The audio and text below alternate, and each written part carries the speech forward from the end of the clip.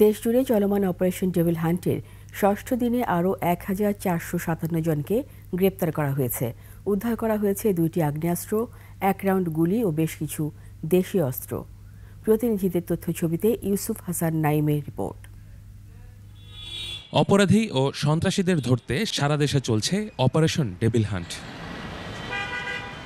গাজীপুরে মেট্রোপলিটন এলাকায় ১৫ এবং জেলা পুলিশের অভিযানে ৮ জন আওয়ামী লীগ নেতাকর্মীকে আটক করা হয়। এ নিয়ে জেলায় ৩৫৫ জন আওয়ামী লীগ নেতাকর্মীকে আটক করা হয়।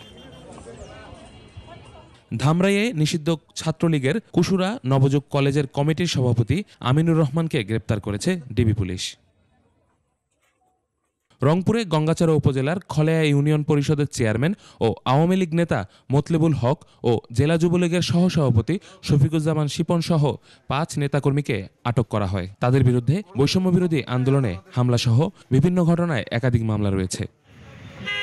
ময়মনসিংহে অভিযানে ৩১ জনকে আটক করা হয়েছে। নারায়ণগঞ্জে গ্রেপ্তার করা হয় ৪ জনকে। খাগড়াছড়িতে আওয়ামী লীগ ও অঙ্গ সংগঠনের ১১ নেতাকর্মীদের গ্রেপ্তার করা হয়। এ নিয়ে অভিযানে ৫৮ জনকে গ্রেপ্তার করা হয়। টাঙ্গাইলে ২৪ ঘন্টার অপারেশন ডেভিল হান্ট অভিযানে বৈষম্যবিরোধী আন্দোলনে ছাত্র জনতার উপর হামলার সাথে জড়িত ৬ জনকে গ্রেপ্তার করা হয়। অভিযানে এ পর্যন্ত ৫৩ জনকে আটক করার কথা জানায় পুলিশ। এছাড়া চট্টগ্রামে ৪০, ঝিনাইদহে ২, কুড়িগ্রামে ১৭ জনকে গ্রেপ্তার করা হয়। ইউসুফ হাসান নাইম, একুশে টেলিভিশন।